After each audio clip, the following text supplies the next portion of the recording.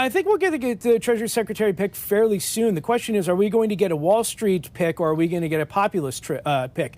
What I will say in terms of, tariffs and going back to President Trump's one of his main priorities, the Treasury Secretary isn't as important when it comes to the implementation of tariffs. That's really Commerce and other agencies. But, the Treasury Secretary is going to be this Wall Street-facing individual, and President Trump likes it when stocks go up into the green, for example. So I think President Trump is weighing the differences at the moment. Obviously, Howard Lunick was reported to be part of that. Scott Bessent, Mark Rowan, for example, from Apollo. But I think we're going to get this choice fairly soon, and then we'll get the other economic choices with it, NEC chair, then SEC, FDIC, and so forth like that.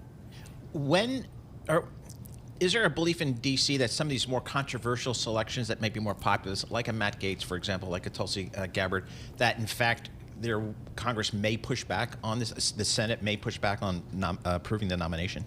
Yeah, so I think the Senate behind the scenes, and remember, this is just Republicans. The Democrats are almost irrelevant at this point because you can confirm these nominees by a 50-plus.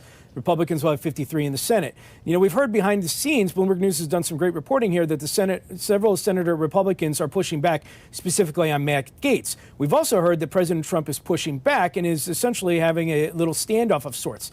Now, how did it get resolved? I'm not exactly sure. Whether President Trump does a recess appointment, notice I said the word historically many times. Things could be different here. But what I will say is that the more time the Senate is spent fighting these or confirming these or working on these nominees, less time is spent on things like tax reform because the Republicans have the House and the Senate. They want to move forward quickly next year to do tax reform via the reconciliation process. And the more time they spend on nominees, the less time they're going to spend on tax reform. So you mentioned the Commerce Department really being key then for tariffs. The Wall Street Journal reporting that Howard Lunick could become Commerce Secretary. What do you think about that pick?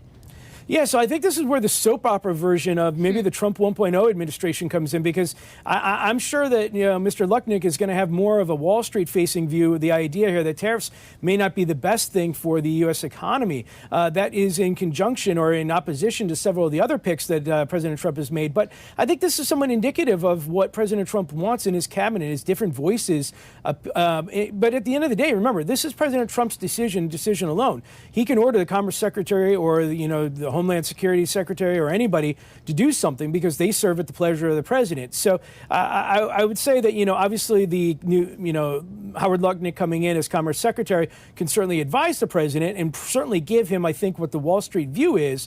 But ultimately, it's President Trump's decision whether to move forward or not.